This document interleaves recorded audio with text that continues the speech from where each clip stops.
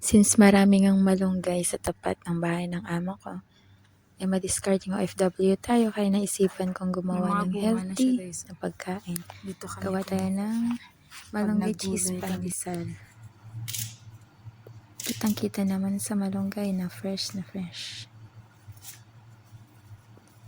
Himayin lang natin siya hanggang sa maubos.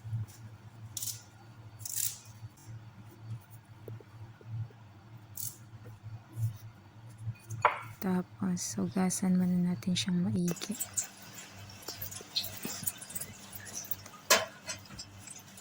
Gumamit ako ng strainer para flowing water lang siya. Tsaka patuluin natin. Magmamadali tayo sa oras, pwede din natin siyang i-top dry gamit ang towel or tissue. Saka, nag-fry na rin ako sa air fryer ng lumang tinapay. Pag ganyan na yung kulay niya, pwede natin mag-waiting gamit ang pulverizer.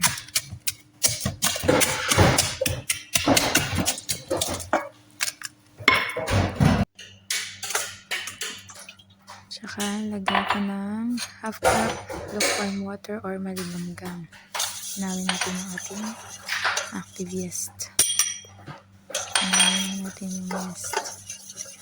Hanggang siya maging flat siya.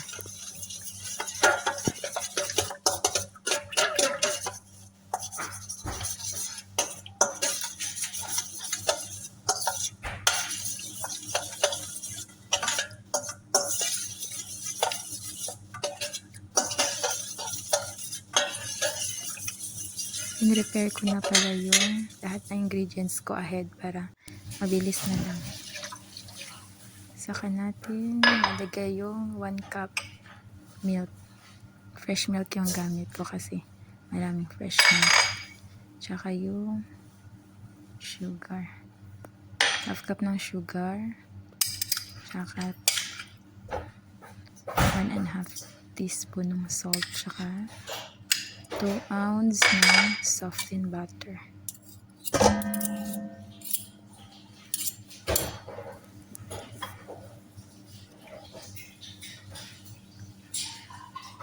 Two eggs. Slightly beaten lang siya yung eggs.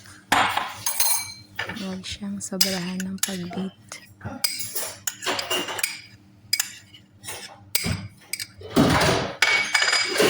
Tanggalin ng butter sa bowl.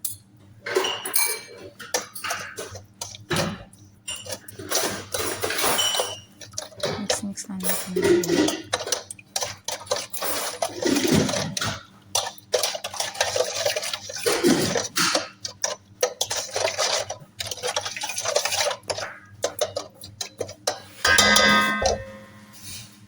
Ilagay na rin natin yung yeast na nirest natin ng 10 minutes.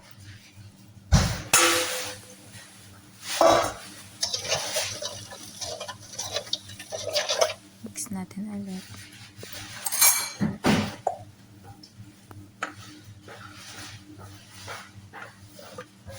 Ilagay na natin yung flour. First class pala yung available flour ko. Kung wala kayong all-purpose flour, pwede din first class or third class. Depende sa available na flour. Saka natin i-mix gamit ang spoon since wala tayong mixer. Kaya yung discarded dyan para hindi tayo mahirapan. Unti-untiin lang natin yung paglagay. Dahan-dahan yung paglagay ng ating flour. Para ma-combine natin siya na hindi tayo masyadong nahihirapan. 2 cups pa lang muna yung nilagay. Sa ating 4 1/4 cups, 2 cups yung nilagay ko. Tsaka sinunod ko na naman yung 1 cup.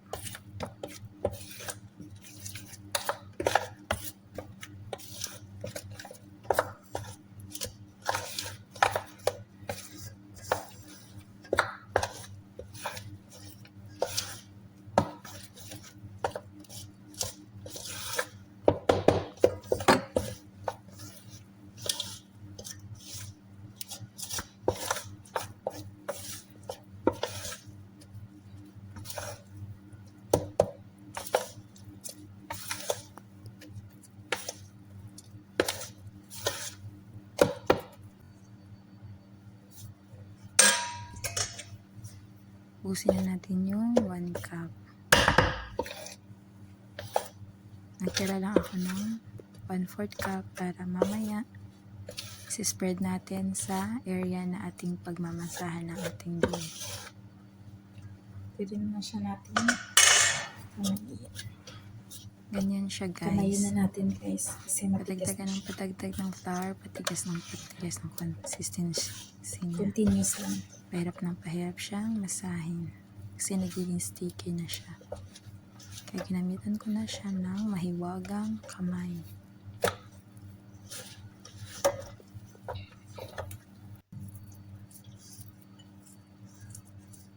Ayan na. Nilagay ko na yung inadkad kong malunggay. At mamasahin natin ulit.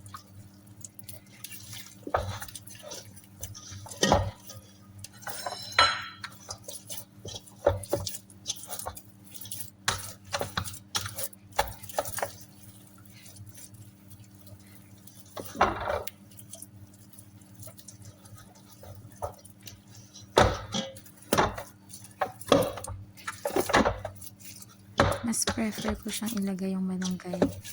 Tapos ko na siyang masahin para mamaya pag naluto, kitang-kita yung malunggay sa bread.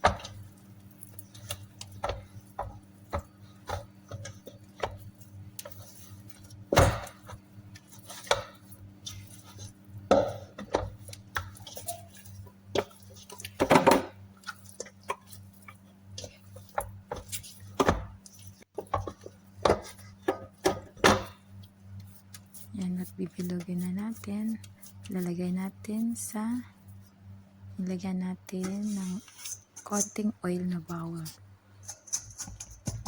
Saka naman natin siya tatakpan gamit ang cling wrap. Kung wala tayong cling wrap, pwede rin natin takpan ng gamit ang towel or any plastic. Basta makover lang siya. Kailangan natin siyang i-rest ng 1 to 1 and a half hours. Pero dahil gabi na ako gumawa ng dough, nirest ko lang siya ng bali 1 hour. Konting alsa lang siya. Tapos dito nag-prepare na rin ako ng cheese. Ito nga lang yung dyan, available na cheese na yun. Iniwa ko lang siya ng pahaba, pero hindi ko na siya nakuhanan ng video. Huwag natin kalimutang linisin. Umasa na nga siya. Area na pag Konti after 1 hour. mamasahan natin, guys. Malinis na ito siya. Nilinis ko lang ulit yung area na aking pagmamasahan. Actually, malinis na siya. Pinunasan ko lang. Siya nalagyan ng harina.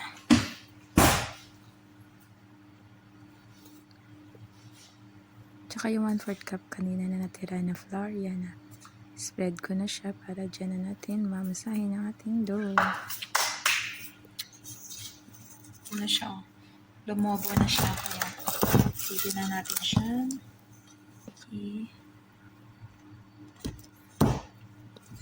Tanggalin na natin ang hangin.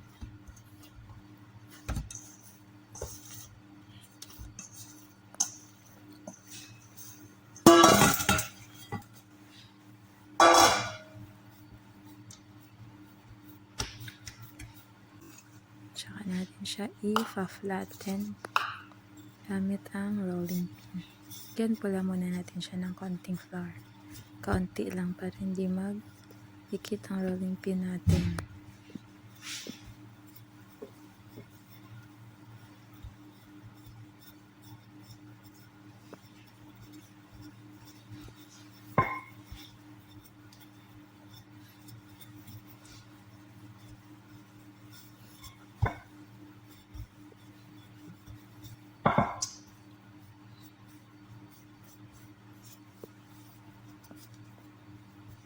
Saka natin siya i-roll ng pahaba.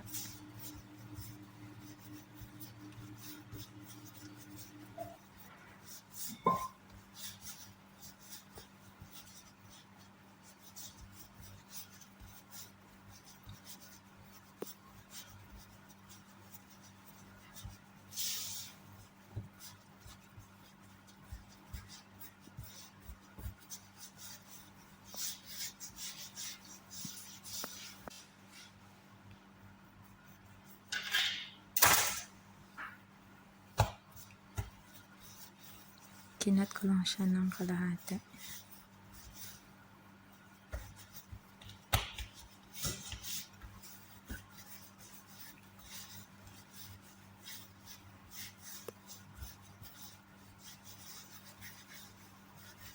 Sa ganyang kahaba, kinat ko siya ng 12 pieces. Niliitan ko lang siya para since kulang na tayo sa oras, kailangan maliit lang yung pandesal natin para mabilis siyang maluto. Bago ako nag-cut dyan, ininit ko na yung oven. Habang nagka-cut, mainit na yun.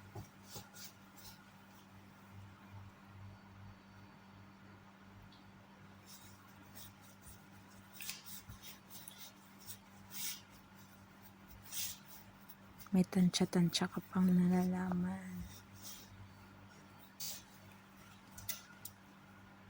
Pero sakto lang siya. 12. Total of 24 pandesal.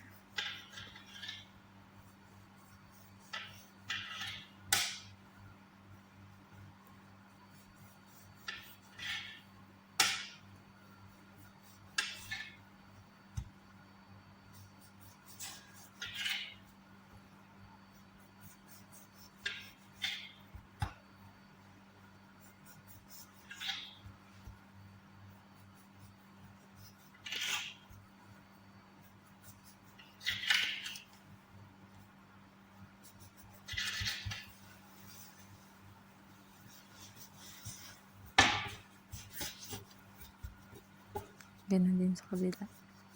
12 din.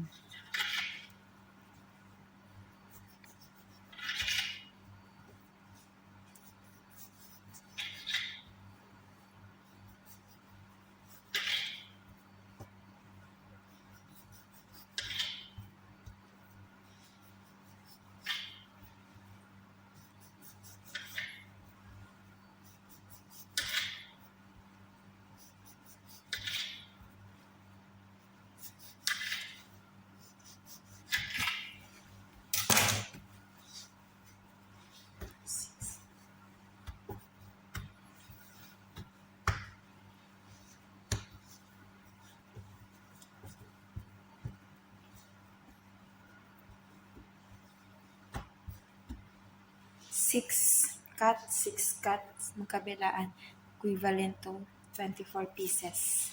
Gagawa natin.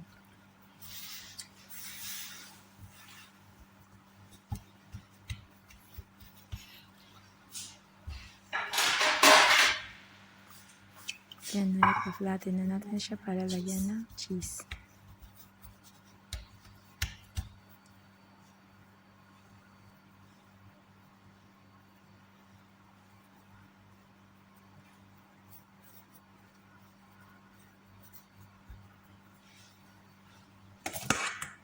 Tsaka natin isaw-saw sa breadcrumbs or dinurog na Yan ang ginawa tinapay. kong pulbo. Coat lang natin siya.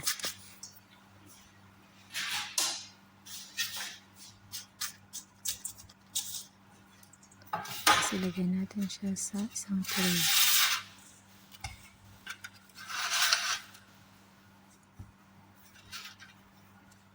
Ganyan lang ang gawin natin sa lahat.